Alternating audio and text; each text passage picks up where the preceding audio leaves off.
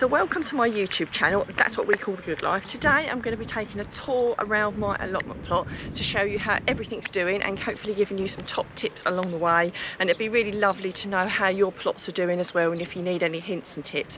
And if you've not already subscribed to my channel, if you could please do so, because you'll get lots of helpful hints and tips all throughout the year from my allotment, my home garden, and from time to time my home kitchen.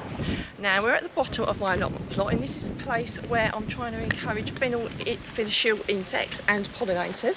It's doing really well. We've got loads of different insects on here that are absolutely flourishing, so it's well worth putting this in, because not only does it look absolutely beautiful, it really benefits your crops as well. I've got loads and loads of bees on there at the moment. They seem to absolutely love the plants that I've planted. So if you've not already got somewhere where you could grow wildflowers, it's really worth it, because it really does add a splash of colour, and it's also really good to help everything pollinate really well, and it's also good for the environment generally. Now let's move up to my potatoes. So I've got a selection of potatoes here. I've got some first earlies, some second earlies, and some main crops.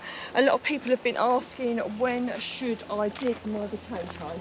Now things like your first earlies and your second earlies, you only really want them to be small potatoes because they're generally new potatoes. So as soon as you start seeing blooms form, they're ready to dig, because you don't want them to get big. With your main crop, those are the ones which you do need to be leaving in that a little bit longer and waiting for them to die back. But you know, waiting for them to die back isn't essential. It's just generally we leave them in for longer. So I'm just going to dig one of my Aran pilots here, because I need some potatoes for the next few days. So these have bloomed and they've actually dropped off, but I've been digging them up already. So I'm just, as you can see, I mean, it's only June, and they're actually a bit bigger than I would have intended for new potatoes, but they're still perfectly lovely and perfectly delicious, and they do exactly what I need them to do. Things like this, you dig them as you need them. So unlike the main crop, when it gets quite late in the season and you start to dig them up, that's only so that the frost doesn't affect them, and generally the wireworm and other things can eat them, which you don't want them to do. Do be careful you don't stick a fork through them. I was lucky and I didn't get that one there.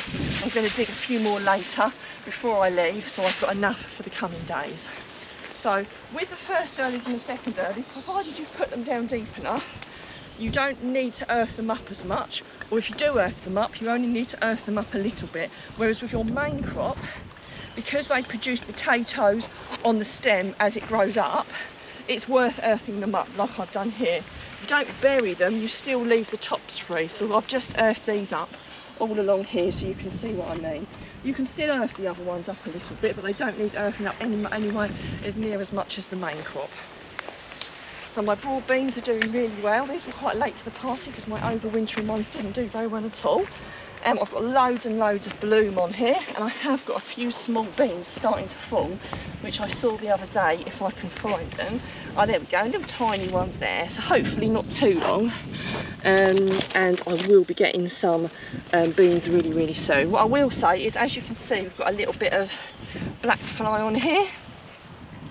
So you can either just rub them off, but what you often find is you get so much, you'd be there forever rubbing them off. So what I did yesterday is I actually just got my hose and I really hosed them off, and I just hose them off quite powerfully every few days just to keep the black fly at bay, because I don't particularly want to have to spray them. If I have to spray them, I will spray them, but if I can get away with it, then I won't. And if I do spray them, I do use something called bug clear, but I only do it as a last resort. If you need to get any of that because what you're doing is not working, I will put a link up on the screen and also one in the description if you need to get any of that. But my first choice is to just hose them off and rub them off if I can get away with it. So fingers crossed I can keep on doing that.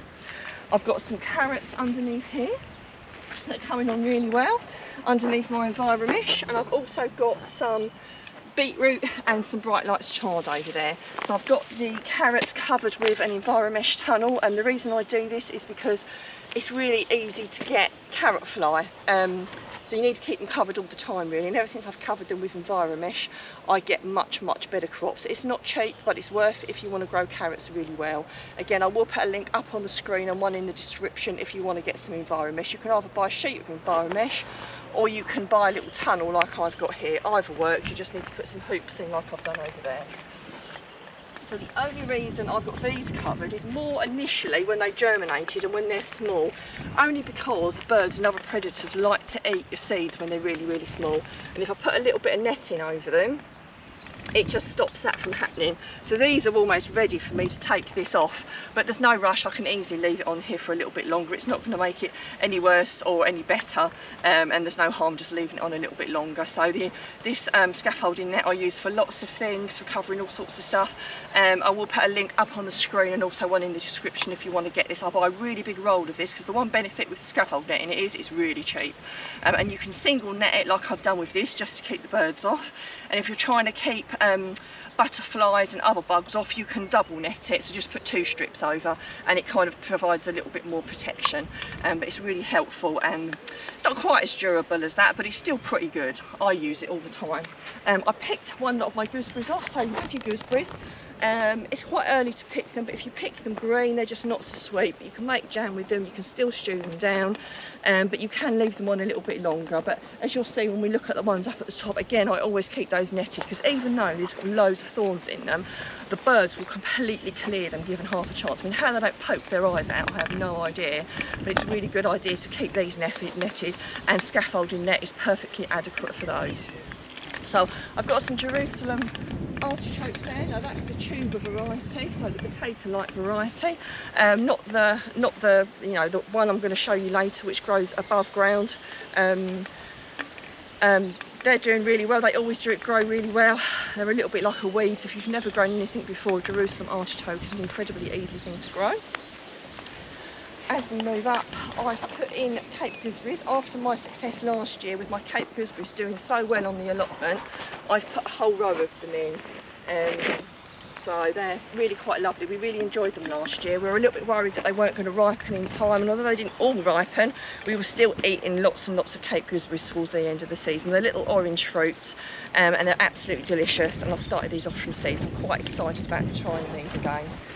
Here I've got some more flowers, so they're quite small at the moment, and I've only just put them in. These are Statice, and they're a lovely, lovely cut flower to grow. So they not only look beautiful on your allotment, but when they grow into bigger plants, they're really, really lovely for cut flowers, and they're really, really lovely to dry as well. So I've recently put my leeks in. They often look a little bit sorry for themselves when you first put them in, so I started them off in pots and I've just popped them in the ground. The way I do it is I put a dibber in and I lower them down so I get a nice bit in the soil, so I get a nice white bit of leek. You know, otherwise if you plant them too shallow, you don't get any white to your leek. So it's a really good tip to use a dibber to put your leeks in with if you've not done that already. I've got my overwintering onions here. If I'm honest, they're not the best. I'll just keep weeding them, look after them. What will be, is all I'm going to say. I've got some lovely sweet peppers here. This is a Flamingo variety, so they grow white when they start off and then they change into various colours, and they don't actually go pink. I think they kind of go a bit of a pinky colour, but I'm quite excited to see what they turn out like. I've never grown Flamingo peppers before, but you know, we'll see.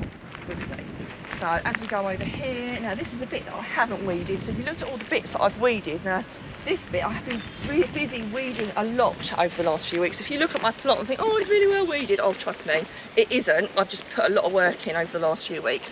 These are my Calabrese Broccolis. Now the netting does need straightening up, I've got to admit.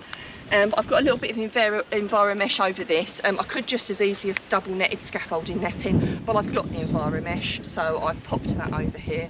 I've had a couple eaten off by slugs. They might grow back, they might not, but I've got quite a few plants in there, but I do need to get in there and weed those over the next week.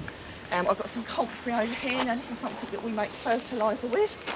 It's flopped over a little bit because we've had a lot of wind and rain. I don't know what it's like been like wherever you are in the world or the country, if you can let me know what the weather's been like.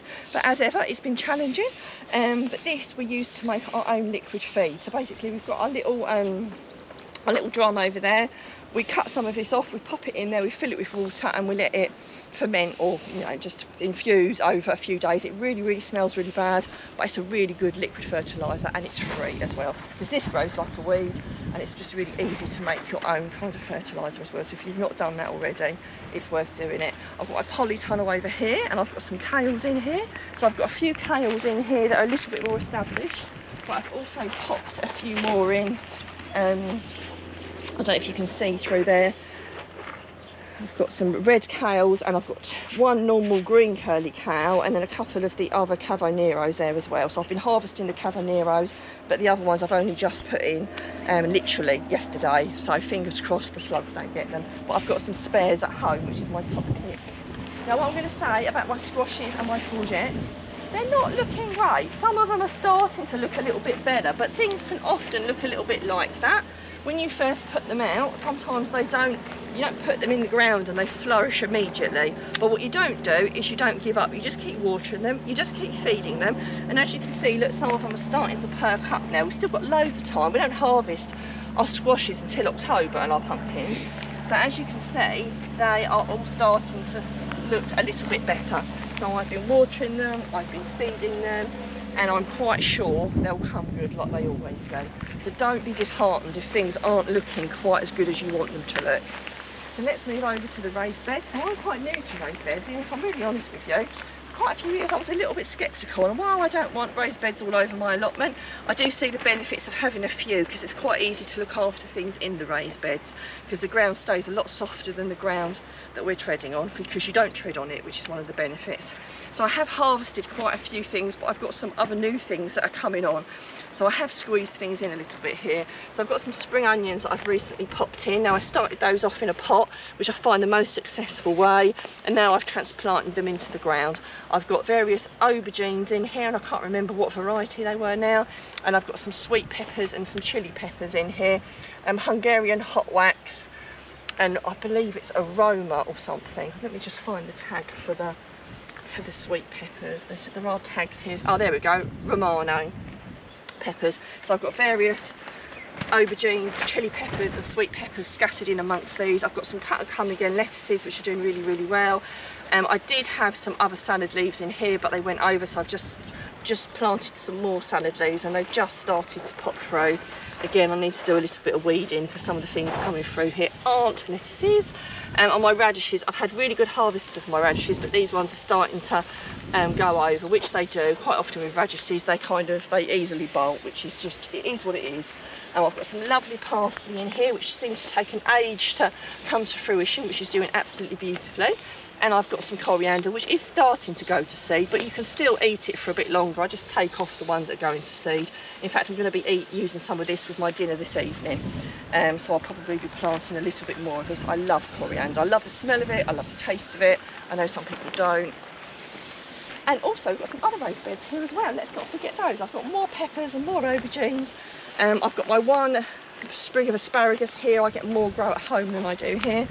And my fennel as well is growing back as well. I don't know whether it will swell out. I think I've said before, quite often I twist them off and then they just keep growing back. It's quite an easy way of growing them without having to keep starting them off over and over again. And my blueberries, I think it's going to be the year of the blueberries. So I bought these blueberries about 2 years ago, I think it was. Had a reasonable harvest last year, but not that much, bearing in mind how much I paid for the plants. I've got loads and loads of beautiful blueberries on here. So, and I think over the next few weeks I'm going to start to get some more. If you can see over here, they are just starting to ripen. But again, I've covered these because I am quite sure that the birds would absolutely love them, and any other wildlife for that matter, and I do not want to be sharing this with anyone else apart from my friends and family. So as we move up, I've got my French beans, and they're starting to climb up. So I would like them to be further on, but they're not. But again, they're looking fine. If you're French beans or your runner beans, you can always start more off. Still plenty of time if you haven't. Again, I need to do a little bit of weeding around here, as you can see. It's not perfect, but you know, we all have to do what we can do. This is a parsnip that went to seed, which we thought would be quite nice for the beneficial insects. And as you can see, we've got one insect definitely liking it there. So that's really good and really positive. I've got my other lot of gooseberries here, which I've kept covered, even if it's a bit torn, but I've got loads of gooseberries in here. If you come round, you can see them a little bit more through this side. So I'm going to leave these on for a little bit longer and let these ones ripen, but if I don't cover these, like I say, the birds will just have them off in a trice. And over here I've also got my blackcurrants, which I forgot to mention as we were walking through. Another thing which I've not always got my netting on over in time, and they will literally clear it like in a unbelievable speed. So again, this scaffolding netting is just perfect for this kind of thing. If you've not got any, I get it in a really big roll. I cut bits off as and when I need it, and then I just cover bits each year, just to protect these lovely, lovely blackcurrants, because they are one of my favourite things. Again, I will put there will be a link in the description if you want to get any of this, because it's just so easy and so versatile and so much cheaper than a lot of the other netting, and stronger actually than some of the actual proper garden netting that I've had in the past, which doesn't last very long at all. So as you can see, this area needs a little bit of love. It only seems like a week or so ago that we streamed it all and tidied it all up, but I think at the weekend that's a job for my husband and myself and the boy child to come up here and to tidy this area up. But you can see the apples, loads of apples on the trees. We've got loads of little tiny raspberries here, which are fantastic. I've got some Bramley apples on that tree just there. So doing, you know, everything's coming on. You just got to keep looking after it. It can seem quite overwhelming this time of year, like you've got so many things to do, because I know I feel exactly the same, and I've been gardening since I was a child. Having a YouTube channel doesn't make you immune to thinking, oh my god, how many jobs I've got to do. But you just have to kind of like write a list of them and just gradually tick them off.